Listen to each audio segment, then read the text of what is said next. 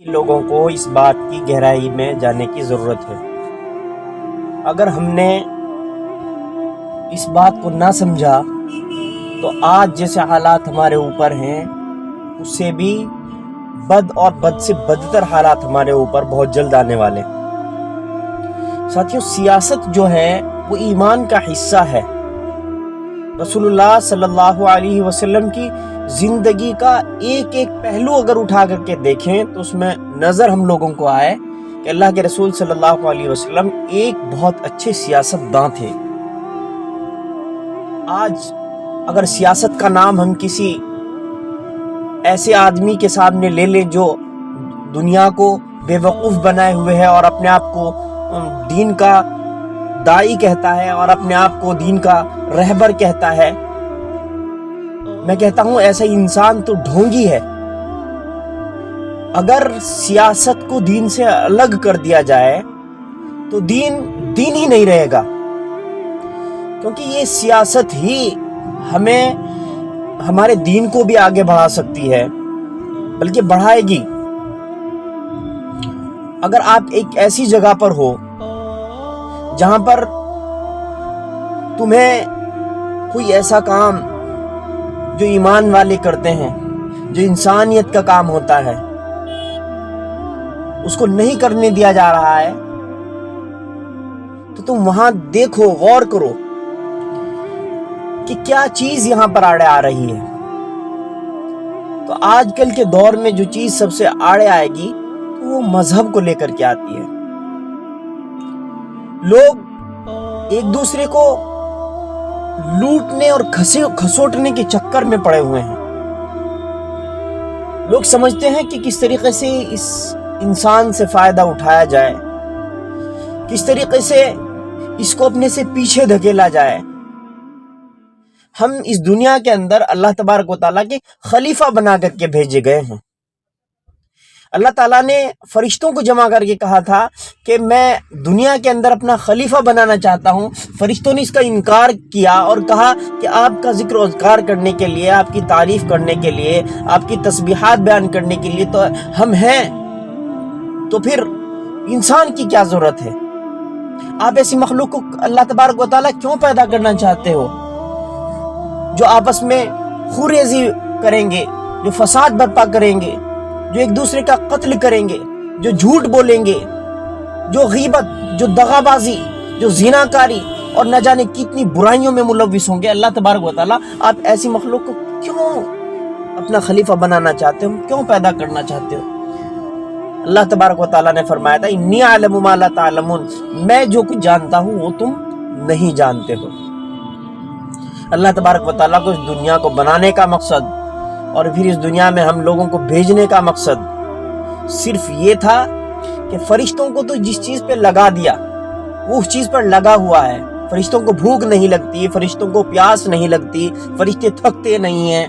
ان کو کہہ دیا کہ تمہیں اللہ تبارک و تعالیٰ کا ذکر بلند کرنا ہے تو وہ اللہ پر لگے ہوئے ہیں۔ جس کو کہہ دیا تمہیں سجدے میں رہنا ہے تو وہ سجدے میں ہے۔ جس کو کہہ دیا کہ تمہیں سور لے کر کے کھڑا ہونا ہے اور میرے حکم کا انتظار کرنا ہے کہ جب میں دنیا کو فنا کروں گا تو اس وقت یہ سور تمہیں بجانا ہے، تو حضرت اسرافیل علیہ السلام سور کو لیے کھڑے ہیں۔ وہ تھکتے نہیں ہیں، صرف اس چیز کے انتظار میں کہ اللہ تبارک و تعالیٰ کی طرف سے کب حکم آئے اور کب میں اپنی اس کام کو انجام دوں۔ ہر فرشتے کا پیارے ساتھیوں یہی کام ہے۔ اور ایک انسان کو بتایا گیا کہ تمہیں شراب سے بچنا ہے، جوئے سے بچنا ہے، دغا بازی سے بچنا ہے، بد اخلاقی سے بچنا ہے، تمہیں پھر جنت ملے گی۔ اور جو نیک کام کریں گے اس کو اللہ تبارک و تعالیٰ جنت الفردوس میں اچھی جگہ عنایت فرمائیں گے، اس کے محلات اونچے اونچے بنائیں گے۔ آج ہم اپنے گریبان میں جھانک کر دیکھیں، اپنا محاسبہ کریں کہ آخر اللہ تبارک و تعالیٰ ہم سے ناراض کیوں ہیں؟ اور اس میں سب سے اگر کوئی چیز ہمیں روکتی ہوئی نظر آئے گی تو وہ آئے گی کہ ہم سیاست میں کمزور ہیں۔ ہم نے اپنے اندر سے اتحاد و اتفاق ختم کر دیا ہے۔ ساتھیوں، اگر تم سیاست میں مضبوط ہوگے تو پھر تمہیں نمازیں پڑھنے سے کوئی روکنے والی طاقت نہیں. اگر تم سیاست میں مضبوط ہوگے تو پھر تمہیں روزی دینے سے کوئی چیز روکنے والی نہیں ہے. نہیں تو تڑپ تڑپ کر کے آج روزی مل رہی ہے. غور کرنا اس بات پر. روزی کا رزاق تو اللہ تبارک و تعالیٰ ہے، لیکن تڑپ تڑپ کر روزی میسر ہو رہی ہے. آج کل لوگ تمہیں اپنے کاموں پہ لگانا پسند نہیں کر رہے ہیں. لوگ تمہارے آج کل ہاتھ کا کھانا تمہاری دکانوں پر بیٹھنا پسند نہیں کر رہے ہیں. وہی پیار آپس میں پیدا کرنا ہوگا، وہی اخلاق اپنے اندر پیدا کرنے ہوں گے. اللہ کے رسول صلی اللہ علیہ وسلم کی زندگی کا مطالعہ کرنا ہوگا، کیونکہ اللہ تبارک و تعالیٰ کو اگر صرف اپنا ذکر و اذکار کرانا مقصد ہوتا تو محمد الرسول اللہ صلی اللہ علیہ وسلم ایک کونے میں مصلی بچھا لیتے، تسبیح اپنے ہاتھ میں لے لیتے، اللہ کا ذکر و اذکار بلند کرتے رہتے، سجدے کرتے رہتے. لیکن اللہ کے رسول صلی اللہ علیہ وسلم نے نہ جانے کتنی جنگیں لڑی، اپنے دندان مبارک شہید کر ڈالے. رسول اللہ صلی اللہ علیہ وسلم نے نہ جانے کتنی تکلیفوں کے ساتھ کتنے زیادہ سفر کیے دین اسلام کی اشاعت کے لیے اور آپس میں اتحاد و اتفاق، پیار محبت پیدا کرنے کے لیے. لیکن ہمیں تو اللہ کے رسول صلی اللہ علیہ وسلم کا نام صرف یاد ہے محمد، کیونکہ اس کو بار بار ہم سنتے رہتے ہیں موبائلوں کے ذریعے، فیس بک، واٹس ایپ کے ذریعے، کتابوں میں، تقریروں میں ان کا نام سنتے رہتے ہیں. نہیں یاد ہے ہمیں اللہ کے رسول صلی اللہ علیہ وسلم کی عمر مبارک کتنی ہوئی، کتنے سال انہوں نے مکے میں گزارے، کتنے سال انہوں نے مدینے میں گزارے، کتنے سال کی عمر میں کتنی عمر میں ان کو نبوت ملی. اللہ کے رسول صلی اللہ علیہ وسلم نے کتنی عمر میں حضرت خدیجہ سے شادی کی. دوسری شادی کب ہوئی؟ حضرت محمد صلی اللہ علیہ وسلم کے والد محترم کا کیا نام تھا؟ آپ کی والدہ کا کیا نام تھا؟ آپ کے دادا دادی کا، نانا نانی کا کیا نام تھا؟ آپ کی کتنی ازواج مطہرات ہیں؟ ہمیں کچھ معلوم نہیں. آج کل ہم اگر مسلمان کے گھر میں پیدا ہو رہے ہیں تو تلخ ہے، جھوٹ یہ بات بالکل نہیں ہے، یہ تلخ سچائی ہے.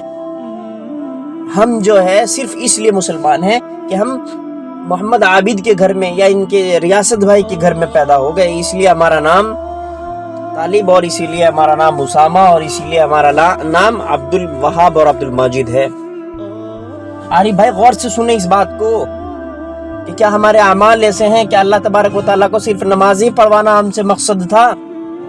کہ اللہ تبارک و تعالیٰ کو صرف اللہ اکبر کی صدائیں بلند کرانا مقصد تھا ہمیں اس دنیا کے اندر خلیفہ بنا کر کے؟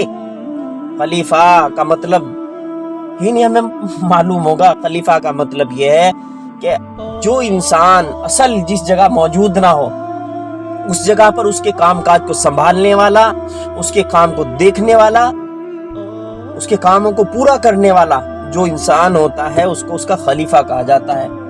اگر کسی مدرسے میں ناظم صاحب نہ ہو تو وہاں نائب ناظم کو بٹھا دیتے ہیں، وہ اس وقت کا خلیفہ ہے.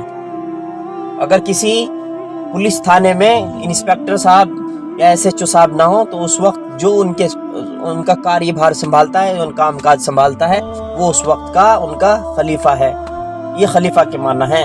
یا اللہ تبارک و تعالیٰ نے ہم لوگوں کو خلیفہ بنایا ہے. کہا ہے اس دنیا کے اندر اللہ تبارک و تعالیٰ کے جو احکامات ہیں، اللہ تبارک و تعالیٰ نے قرآن کریم کے اندر جو چیزیں باتیں بتائی ہیں، ہم ان سبھی چیزوں کو اس دنیا کے اندر پھیلائیں، ان چیزوں کو قائم کریں اور جو برائیاں ہوں ان کو ختم کرنے کا ذمہ ہمارے اوپر ہے. لیکن یہ تو بہت دور کی بات ہے. اگر میں کہتا ہوں